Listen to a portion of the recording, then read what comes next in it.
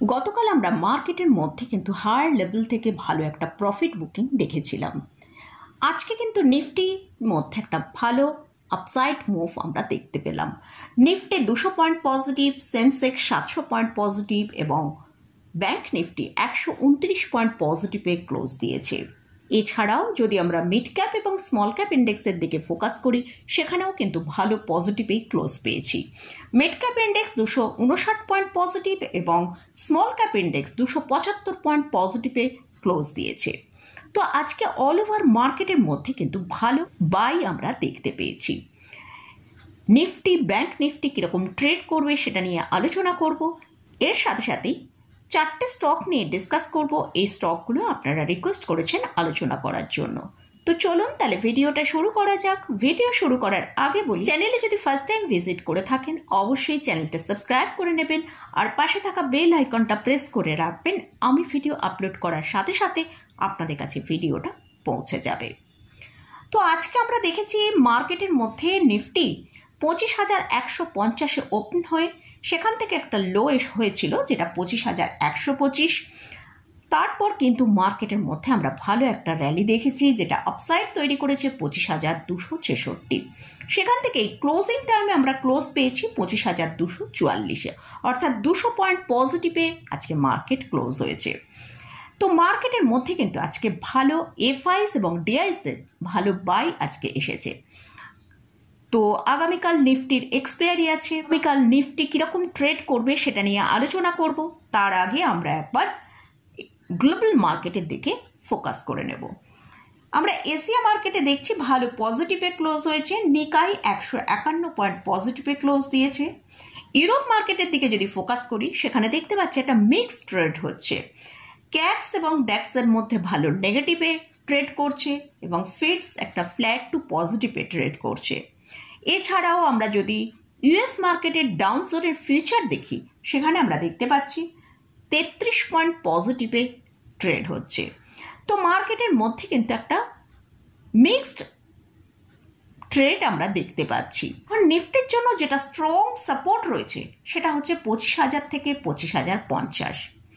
আজকে নিফটিকে আমরা দেখেছি যে লোটা তৈরি করেছে একটা স্ট্রং সাপোর্ট জায়গায় কিন্তু যেটা হচ্ছে 25,125।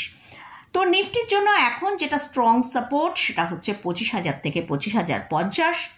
আপনাদের সাথে যে ভিডিওটা আমি শেয়ার করেছিলাম সেখানে বলেছিলাম নিফটি হয়তো এখন একটা রেঞ্জের মধ্যেই ট্রেড করবে, নিচের দিকে 25,100 থেকে ওপরের দিকে 25,320।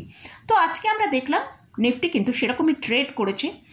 তো নিফটি যদি আগামীকাল 25,320-র ওপর ট্রেড করে সাস্টেন করতে পারি তাহলে কিন্তু নিফটির মধ্যে একটা বড় মুভ আসার সম্ভাবনা আছে। তবে নিফটি ওপরের দিকে যেটা 25,500 থেকে 25,600 পর্যন্ত একটা আপসাইড দেখাতে পারে, তবে সেটার জন্য হয়তো 2-1 দিন টাইম লাগতে পারে। তো আমাদের যে লেভেলটা আপসাইডের দিকে ফোকাস করতে হবে সেটা হচ্ছে 25,320। এই লেভেলটার ওপর ট্রেড করে সাস্টেন করলে তাহলে কিন্তু আমরা নিফটির মধ্যে একটা বড় মুভ দেখতে পেতে পারি। তো আগামীকাল নিফটির এক্সপায়ারি আছে, তো মার্কেটের মধ্যে কিন্তু একটা ভালো ভোলাটিলিটি থাকতে পারে। যে কোনো আপসাইডের মধ্যেও একটা ব্রেকআউট আসতে পারে, যে হয়তো নিফটি 320-র ওপর ট্রেড করতে পারে। আর নিচের দিকে যদি 25,000-কে ব্রেক করে তাহলে নিফটি নিচের দিকে 24,900 থেকে 24,850 পর্যন্ত নিচের দিকে আসতে পারে। তো এটা গেল নিফটি নিয়ে আলোচনা করলাম। এবারে আসছি ব্যাংক নিফটি। ব্যাংক নিফটির জন্য এখন যেটা স্ট্রং সাপোর্ট সেটা হচ্ছে 56,250 থেকে 56,300। যদি এই সাপোর্ট লেভেলকে ব্রেক করে তাহলে ব্যাংক নিফটি নিচের দিকে 55,050 পর্যন্ত নিচের দিকে আসতে পারে।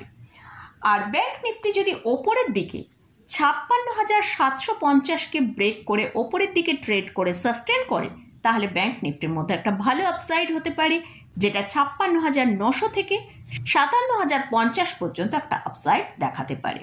তো এটা নিফটি এবং ব্যাংক নিফটি নিয়ে আলোচনা করলাম। এবার কয়েকটা স্টক নিয়ে আলোচনা করব। ফার্স্ট যে স্টকটা নিয়ে আলোচনা করছি সেটা হচ্ছে জেকে সিমেন্ট। স্টকের কারেন্ট প্রাইস চলছে 5,973 টাকা। স্টকটা আজকে প্রায় 2.5 0.44% র্যালি দেখিয়েছে। এই স্টকটা কিন্তু এখন একটা আপ ট্রেন্ডের মধ্যেই চলছে। স্টকের জন্য স্ট্রং যে সাপোর্টটা আছে সেটা হচ্ছে 5,724 টাকা। যদি এই সাপোর্টটা মেনটেন করতে পারে তাহলে স্টকটা ওপরের দিকে 6,080 থেকে 6,145 পর্যন্ত একটা আপসাইড দেখাতে পারে। স্টক এখন তার 9, 21 এবং 50 EMR ওপরে ট্রেড করছে, আর স্টকের RSI 64 এর কাছে ট্রেড করছে। তো শর্ট টার্মে কিন্তু স্টকটা এখন একটা ভালো বুলিশ মুডে রয়েছে।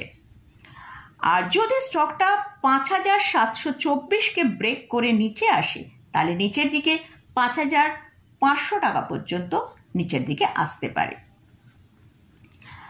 নেক্সট যে স্টকটা নিয়ে আলোচনা করছি সেটা হচ্ছে IRFC। স্টকের কারেন্ট প্রাইস চলছে 139 টাকা 41 পয়সা। এই স্টকটা তার হায়ার লেভেল থেকে এখনো প্রায় 41% নিচে ট্রেড করছে। স্টকের জন্য এখন যেটা স্ট্রং সাপোর্ট সেটা হচ্ছে 135 টাকার কাছে। যদি এই সাপোর্টটা মেনটেন করতে পারে তাহলে স্টকটা ওপরের দিকে 150 থেকে 153 টাকা পর্যন্ত একটা আপমুভ দেখাতে পারে শর্ট টার্মে। এই স্টকটাও তার 9, 21 এবং 50 EMR ওপরে ট্রেড করছে। এটা একটা লার্জ ক্যাপ ক্যাটাগরির রেলওয়ে স্টক।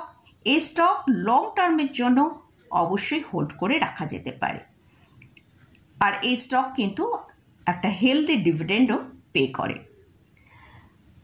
নেক্সট যে স্টকটা নিয়ে আলোচনা করছি সেটা হচ্ছে RPG লাইফ। এই স্টকের কারেন্ট প্রাইস চলছে 2,460 টাকা। স্টকটা আজকে প্রায় 2.31% র্যালি দেখিয়েছে। এটা একটা স্মল ক্যাপ ক্যাটাগরি স্টক। এই স্টকটা ফার্মাসিউটিক্যালস সেক্টরে বিলং করে। এদের মার্কেট ক্যাপিটালাইজেশন 4,060 করোড়। এটা অলমোস্ট একটা ডেট ফ্রি কোম্পানি। এদের লাস্ট 5 ইয়ার্সের প্রফিট গ্রোথ হচ্ছে 29.1% CAGR, আর লাস্ট 5 ইয়ার্সের ROE ট্র্যাক রেকর্ড যদি দেখি সেটা 25.4%। আর এই স্টকের জন্য এখন যেটা সাপোর্ট রয়েছে সেটা 2,350 টাকা।